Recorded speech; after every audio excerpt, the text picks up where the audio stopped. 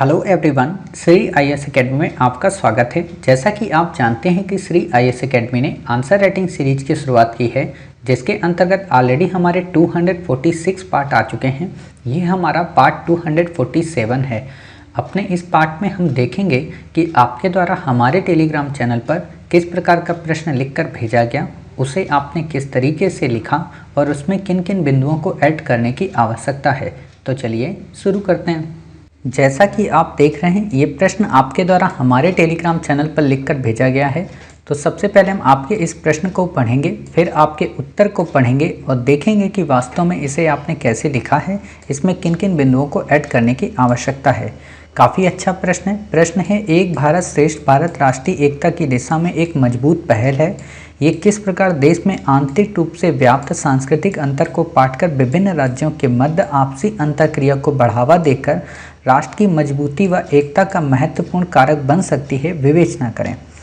आपने लिखा है एक भारत श्रेष्ठ भारत योजना को 31 अक्टूबर 2015 को राष्ट्रीय एकता दिवस के दिन लौह पुरुष सरदार वल्लभ भाई पटेल के जन्म दिवस के शुभ दिन में देश के प्रधानमंत्री श्री नरेंद्र मोदी जी ने संबोधित करते हुए इसके पीछे राष्ट्रीय एकता को ही सबसे बड़ा कारण बताया, क्योंकि इसका मुख्य उद्देश्य देश के सभी राज्यों को उनकी संस्कृति व इतिहास से जोड़ना है, जिससे देश में एकता के नए रूप का संचार हो सके।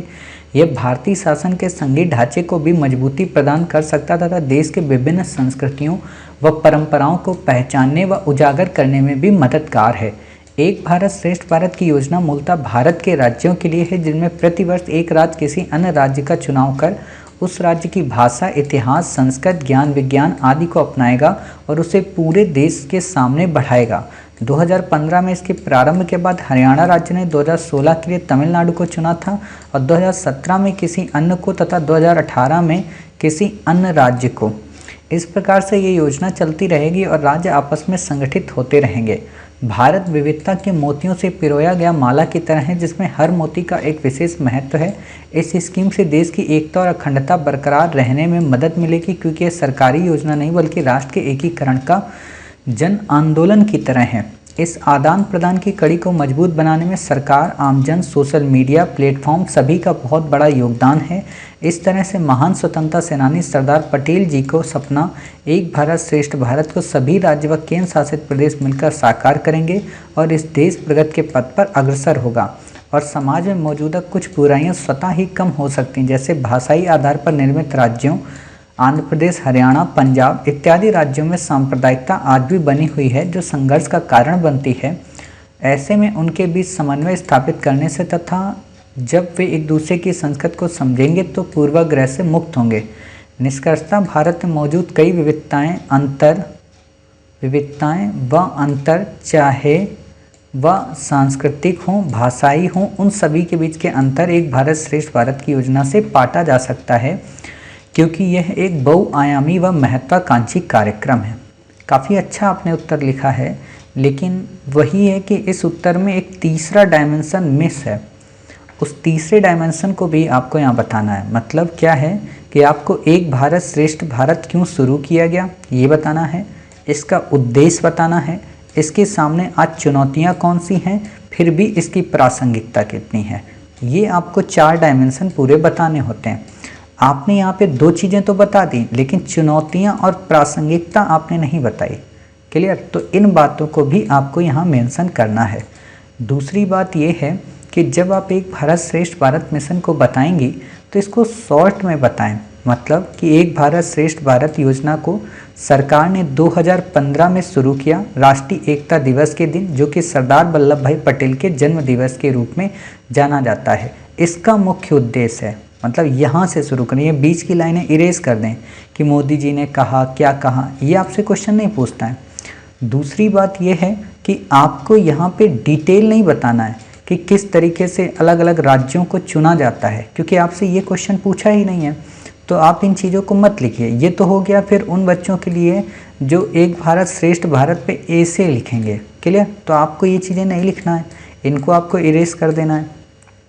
फिर जो बात आती है, मैंने हालांकि आपको कई बार समझाया भी है, हो सकता है कि आप उत्तर पहले लिखकर डाल दे रही हों और बाद में अपने चेक किए हुए उत्तर को पढ़ती होंगी, तब पता चलता होगा कि हाँ, हमें ये गलतियाँ नहीं करनी है। आपको ये गलतियां नहीं करनी, ये पॉइंट ऐसे नहीं लिखने। अगर आपको पॉइंट फॉर्म में लिखना है तो पॉइंट बनाएं। वैसे यहाँ पे पॉइंट की तो ज़रूरत ही नहीं है, यहाँ पे ज़रूरत है किस चीज़ की, पैरा की। तो आप पैराग्राफ में इसको लिखें।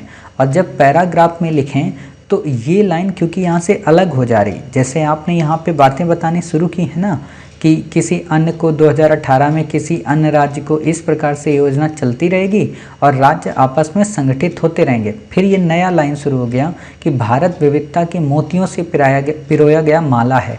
समझ में नहीं आ रहा कि इसका ऊपर वाले से नीचे वाले से क्या लिंक है। तो आप जब भी पैरा को चेंज करें तब आप बताएं कि हाँ उसका कंजंक्शन क्या होगा। जैसे अगर मुझे लिखना होता है इसी लाइन को तो मैं ऐसे लिख देता कि ये योजना चलती रहेगी और राज्य आपस में संगठित होते रहेंगे। उपयुक्त विशेषताएं न केवल भारत की विविधताओं के मोतियों को एक साथ गुंथित करने का काम करेंगी बल्कि हर एक मोती के विशेष महत्व को भी अभिव्यक्त करेंगी। यह स्कीम न केवल देश की एकता व अखंडता के लिए सहायक सिद्ध होगी बल्कि एक जन आंदोलन के रूप में भी लोगों की सहभागिता को प्रमोट करेगी, जिसमें न केवल आमजन होंगे बल्कि सोशल मीडिया प्लेटफॉर्म का भी बहुत बड़ा योगदान होगा। इसमें न केवल, अभी देखो यहाँ पे बार बार चीज़ें रिपीट हो रही ना, इन रिपीटेशन को ही तो आपको नहीं लिखना है, इन्हीं चीज़ों को आपको यहाँ से इरेज करना है। और इरेज करके यहाँ पे सेकंड जो थर्ड पहलू मैंने बताया कि वास्तव में हाल ही के दिनों में कुछ घटनाएं, जैसे क्षेत्रवाद की घटना हो गई, असहिष्णुता की घटना हो गई, सांप्रदायिकता की घटना हो गई, जातिगत आंदोलन की घटना हो गई, भाषाई राज्य पर क्षेत्रों के गठन की घटना हो गई, या CA NRC का मुद्दा हो गया, या धर्मनिरपेक्षता की बात हो गई, ये किस तरीके से एक भारत श्रेष्ठ भारत के लिए बाधक का काम कर सकते हैं, ये भी आपको बताना है।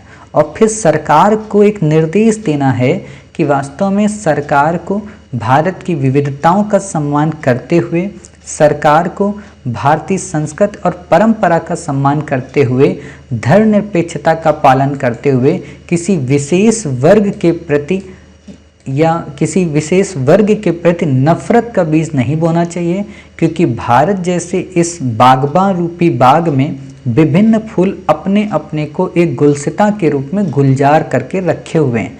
अतः अगर इसको विखंडित कर दिया गया तो ये पूरा का पूरा बाग जो है वो सुजलाम सुफलाम का वो एक तरीके से बंजर हो जाएगा। क्लियर, ऐसा आप लिख सकती हैं। यहाँ पे थोड़ा हिंट दें आप। और यहाँ पे क्या करें कि जैसे आपने ये लाइन लिखी है ना, भाषाई आधार पर राज्यों को, इसको आपको यहाँ नहीं लिखना है, आपको यहाँ पे वो लाइन लिखना है जो मैंने अभी आपको बताया कि क्षेत्रवाद की जो महत्वाकांक्षाएं हैं, जैसे महाराष्ट्र जो है मराठियों के लिए, बिहार जो है बिहारियों के लिए, बंगाल जो है बंगालियों के लिए, ठीक है, पंजाब जो है पंजाबियों के लिए, जिसमें आप हमेशा सुनते होंगे या सुनती होंगी हमेशा कि खालसा की बात की जाती है वहाँ पे, ठीक है।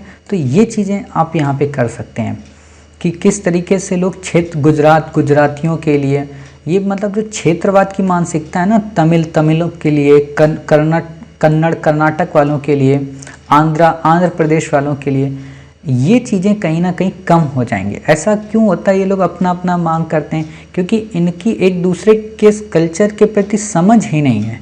इनको पता ही नहीं है कि जो बिहारी है वो महाराष्ट्र में कितने डेवलपमेंट्स को इंश्योर कर रहा है। इनको पता ही नहीं है कि जो पंजाबी है वो लोकल एरिया में किस तरीके से डेवलपमेंट को श्योर कर रहा है। इनको पता ही नहीं है कि जो गुजराती है वो अपनी इकोनॉमिक रिफॉर्म के माध्यम से कैसे देश की इकोनॉमी को बूस्ट कर रहा है। जब तक इनको एक दूसरे के बारे में ही नहीं पता होगा तब तक आपस में अंतर्विरोध बने रहेंगे, शक बना रहेगा, ठीक है। और उसी शक और संदेह को दूर करने का नाम है एक भारत श्रेष्ठ भारत। ऐसे आपको लिखना है तो आपका उत्तर और बेहतरीन हो जाएगा। क्लियर। और आप कोशिश कीजिएगा कि अगली बार से ये जो एरो हैं इनको मत लगाइएगा। देखिए अभी आपको लगता होगा कि हम आपको ये जो टोकते रहते हैं एरो पे, कहीं किसी चीज़ पे, ये बहुत ख़राब चीज़ आप करते हैं मास्टर साहब, इतना मत डाटा करिए। तो देखिए बात यही है कि जब आप यूपीएससी में आंसर लिखेंगी तो आपके जब उस समय पेनाल्टी में नंबर आपके काट देगा, मान लीजिए आपको उसने 15 नंबर में 10 नंबर दे दिए और इन एरो के कारण आपको पेनाल्टी में उसने 3 नंबर काट दिए। तो ये 3 नंबर आप यकीन मानिएगा लगभग 300 बच्चों को आपको ऊपर नीचे करा देगा। क्योंकि सोचिए अगर 3 नंबर यहाँ आपका हो गया, 3 नंबर दूसरे आंसर में हो गया, लगभग आप एक जीएस के पेपर में कितने आंसर लिख कर आते हैं? आप एक जीएस के पेपर में लगभग 20 आंसर लिखते हैं। आपके 4 जीएस के पेपर होते हैं, 2 ऑप्शनल के पेपर होते हैं, उनमें भी आपको लगभग 20-20 ही लिखना पड़ता है। यानी कि आप 6 में लगभग 20-20 क्वेश्चन लिख कर आते हैं। क्लियर? तो 6 दूना 12, 120 इंटू 3 यानी कि 360 मार्क्स। और आपको अच्छे से पता है 360 मार्क्स एक ऑप्शनल का मार्क्स होता है, और 360 मार्क्स आपको 300 से भी ज़्यादा खराब रैंक पे पहुंचा देगा। तो ये चीज़ें नहीं करना है। और आपको पता होना चाहिए यूपीएससी में पेनाल्टी बहुत लगती है इन्हीं छोटी छोटी मिस्टेक के कारण। बच्चों को तो लगता है कि हम आंसर लिख कर आए हैं और उनको अंक क्यों नहीं मिल रहे। वो पेनाल्टी होती हैं इन्हीं चीज़ों की। और क्या पेनाल्टी होती है भाई? डिसिप्लिन का मतलब ही यही होता है कि आपको डिसिप्लिन में लिखना है। अच्छा, होता क्या है कि जो टेस्ट सीरीज़ लेते हैं और उनमें जो कॉपियाँ चेक करते हैं या जो आपके ऑलरेडी नित्य आंसर चेक करते हैं, वो इन बातों पर ध्यान नहीं देते हैं। क्योंकि ना तो उन्होंने कभी यूपीएससी की कॉपी चेक की होती है, और चेक भी किए होते हैं तो यूपीएससी की गाइडलाइन पे नहीं करते हैं। तो इस पे फिर वही बात है कि उनका भी ध्यान नहीं जाता है और ना वो कोशिश करते हैं। बट आप जब लवासना ट्रेनिंग सेंटर में जाएंगे तो वहाँ आपको यही सिखाया जाएगा कि आपको अपनी बातों को बिंदुवार करना है, आपको कंप्यूटर्स ग्राफिक्स का उपयोग नहीं करना है। ठीक है?